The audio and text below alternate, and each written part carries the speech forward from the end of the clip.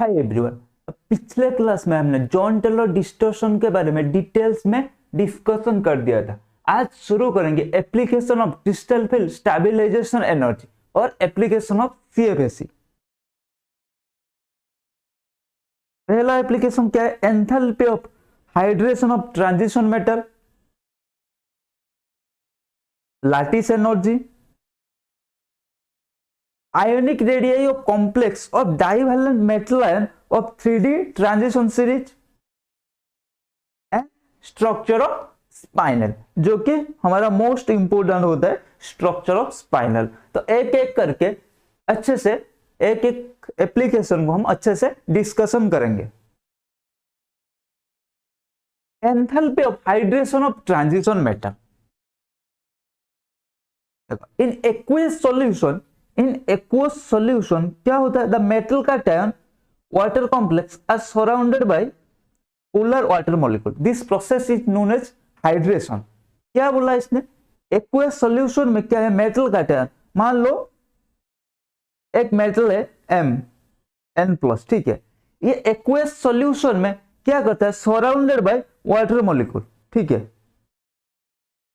ऐसे ऐसे water molecule इसको सराउंडेड बाय ये वाटर मॉलिक्यूल से घिरा होता है। इसको हम क्या बोलते हैं? द प्रोसेस को हम क्या बोलते हैं? Hydration. Hydration energy is the energy release when gaseous metal cation gets hydrated. तो पहले समझते हैं एंथैल्पी ऑफ हाइड्रेशन या हाइड्रेशन एनर्जी क्या होता है। पहले हाइड्रेशन क्या होता है? एक मेटल cation को जब हम एक्वस सॉल्यूशन में रखते हैं तो ये क्या करता है? ये हमारा जो वाटर मॉलिक्यूल इसको घिर जाते हैं। मतलब the metal cation is surrounded by water molecule in aqueous solution is known as the process को हम क्या बोलते हैं? हाइड्रेशन, ठीक है। वही हाइड्रेशन एनर्जी क्या होता है? जो energy release when gaseous metal cation जब हाइड्रेटेड होता है, जितना एनर्जी रिलीज होता है उसको हम क्या बोलते हैं? Hydration energy. फैक्टर्स देखते हैं क्या इफेक्ट करते हैं। Effective nuclear charge. Effective nuclear charge increases, hydration energy क्या होगा? इंक्रीज हो जाएगा। Ionic radius increases, hydration energy जितना आयनिक रेडियस इंक्रीज करेगा हाइड्रेशन एनर्जी उतना डिक्रीज करेगा। For di positive transition metal cation of 3D series the effective nuclear charge increases and ionic radius decreases across a period. ये तो आपको पता है क्या है। ये 3D सीरीज में क्या क्या आता है? Scandium, titanium, vanadium, chromium, manganese, iron, cobalt, nickel, copper, zinc. ये होता है हमारा 3D सीरीज। हमें क्या पता है? एलोंग ए पीरियड, हमें क्या पता है? एलोंग ए पीरियड क्या होता है? इफेक्ट जो जेड इफेक्टिव, जिसको हम इफेक्टिव न्यूक्लियर चार्ज बोलते हैं, ये क्या करता है? एलोंग ए पीरियड हमारा इंक्रीज कर जाता है। और वही ionic radius along a period क्या करता है? डिक्रीज करता है। आयनिक रेडियस क्या होता है? वो डिक्रीज कर जाता है, क्योंकि जैसे इफेक्टिव न्यूक्लियर चार्ज इंक्रीज हुआ तो जो आउटर इलेक्ट्रॉन और न्यूक्लियस के बीच फोर्स ऑफ अट्रैक्शन इंक्रीज हो जाएगा, इसलिए साइज कॉन्ट्रैक्ट हो जाएगा। ये तो था हमारा 11th में हम ये ऑलरेडी पढ़ चुके हैं, ठीक है। We expect the electrostatic attraction between metal cation and the water molecules increases regularly along the transition metal series, ठीक है। Therefore, the hydration energy should increase regularly from calcium to zinc, and a straight line should be obtained as shown by dotted line in below figure, ठीक है। क्या बोला इसने? अगर along a period हमारा effective nuclear charge increase कर रहा है, ठीक है, तो क्या होगा? जो electrostatic attraction between metal cation and the water molecule increase करना चाहिए रेगुलरली, क्योंकि हमारा जेड इफेक्टिव तो रेगुलरली इंक्रीज करते जा रहा है ना, ऐसे जा रहा है। तो फिर इलेक्ट्रोस्टैटिक अट्रैक्शन बिटवीन मेटल और ligand increase, metal and water molecule increase करना चाहिए। अगर ऐसा होता तो हाइड्रेशन एनर्जी क्या होता? रेगुलरली, मतलब उसका एक स्मूथ इंक्रीजिंग कर्व आ जाता, calcium to Zn, smooth increasing curve आना चाहिए, लेकिन ऐसा होता नहीं है। देखते हैं। In fact, there are some deviation from linear relationship. When a dipositive or tripositive metal cation of 3D transition series transition metal gets hydrated a high spin octahedral aqua complex form हो जाता है, ठीक है। Thus, except D0, D5 high spin D10 system, in all cases there is finite contribution of CFSE. तो इसीलिए क्या होगा, if the John-Taylor stabilization is ignored for D4 high spin D9 system, then maximum CFSE exists at D3 and D8 system along the series. क्या बोला इसने, देखो ऐसे तो रेगुलरली इंक्रीज होना चाहिए लेकिन हो नहीं रहा, क्यों नहीं हो रहा है, देखो सम डेविएशन फ्रॉम रिलेशनशिप क्यों होता है, देखो व्हेन डाई पॉजिटिव और tri positive metal cation of 3D transition series get hydrated तो क्या हो जाता है, मान लो डाई पॉजिटिव आयन ये एक हेक्सा एक्वा लो स्पिन कॉम्प्लेक्स फॉर्म करता है, ठीक है, हेक्सा एक्वा लो स्पिन कॉम्प्लेक्स फॉर्म होता है। इसीलिए जो D0 D5 हाई स्पिन क्योंकि इसका CFSE 0 होगा, D10 ये तीनों सिस्टम का क्या होगा, CFSE का कुछ कंट्रीब्यूशन नहीं आएगा क्योंकि D0 में CFSE कितना होगा, D0 में CFSE 0 होगा, D5 हाई स्पिन में क्या होगा 1 2 3 4 5 तो क्या हो जाएगा, इसका भी CFSE 0 और D10 का भी CFSE 0 आ जाएगा।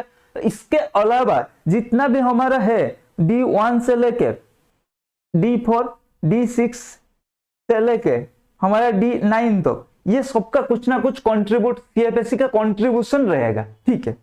नेक्स्ट पॉइंट क्या होता है, इफ जॉन टेलर स्टेबलाइजेशन को अगर हमने इग्नोर कर दिया for D4 high spin D9 system then the maximum CFSE existed D3 में and D8 system along the series. D3 और D8 का हमारा जो CFSE सबसे ज्यादा होगा along A series.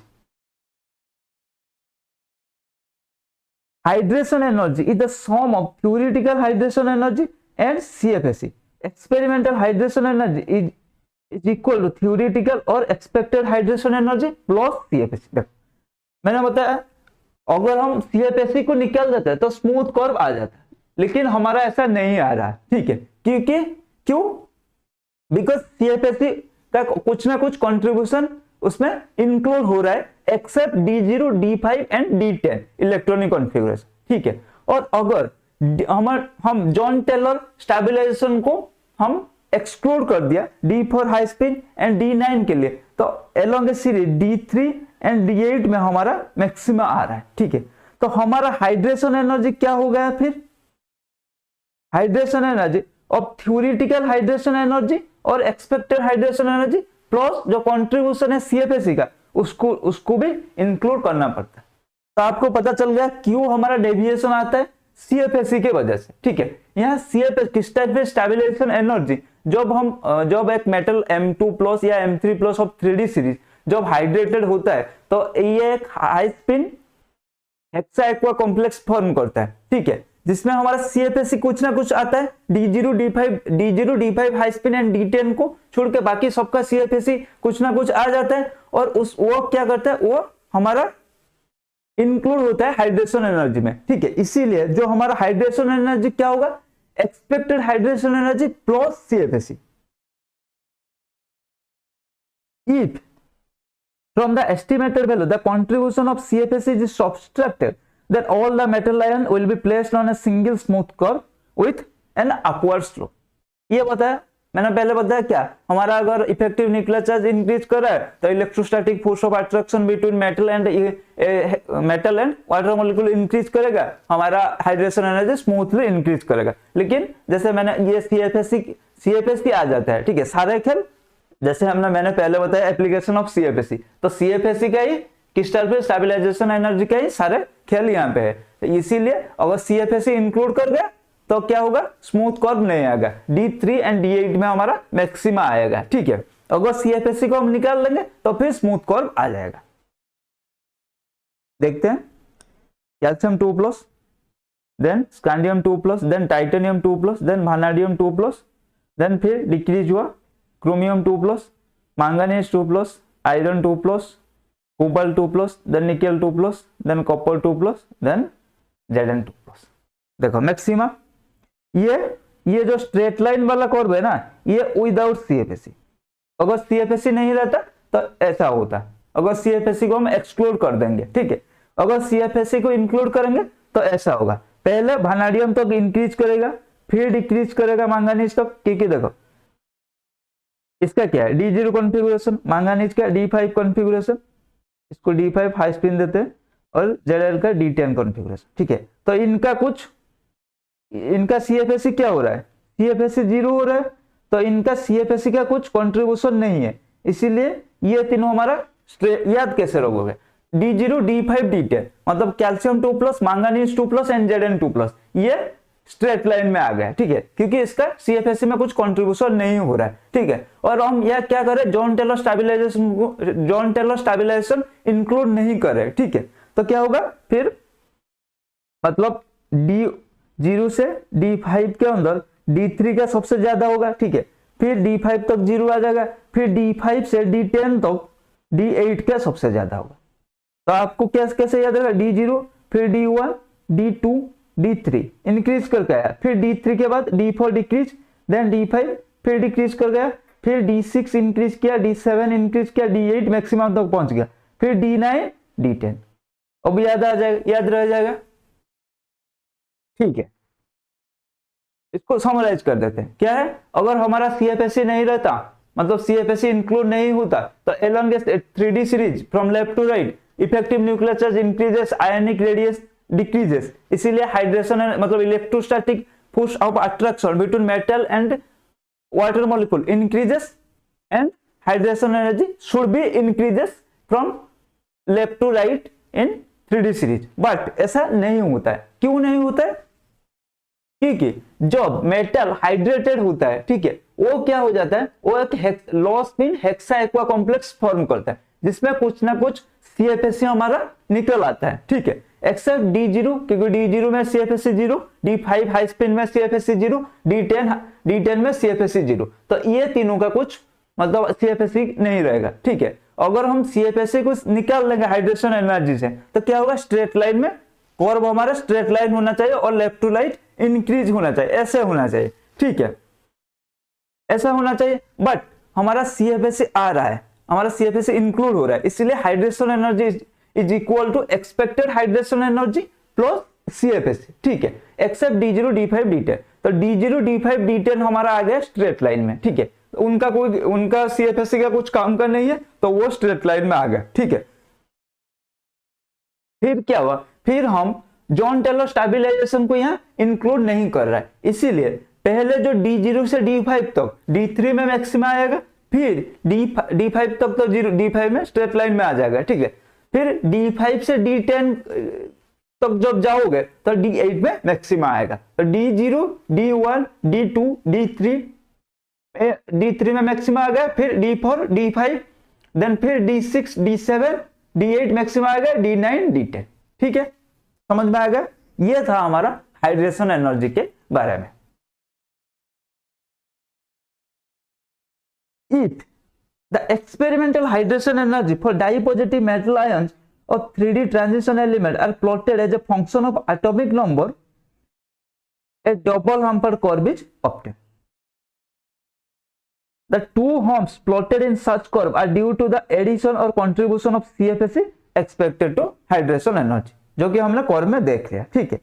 Since CFSE of calcium 2+, manganese 2+ and Zn 2+ ion in high spin octahedral complex is 0, therefore the hydration energy of these ions lie on the straight line and does not deviate from the experimental value। जैसे हमने पहले ही ये सब बता चुके हैं, ठीक है, सिर्फ वो कर्व को यहाँ पे ये इलाबोरेट किया है, ठीक है। तो ये तो था हमारा हाइड्रेशन एप्लीकेशन ऑफ CFSE का फर्स्ट हाइड्रेशन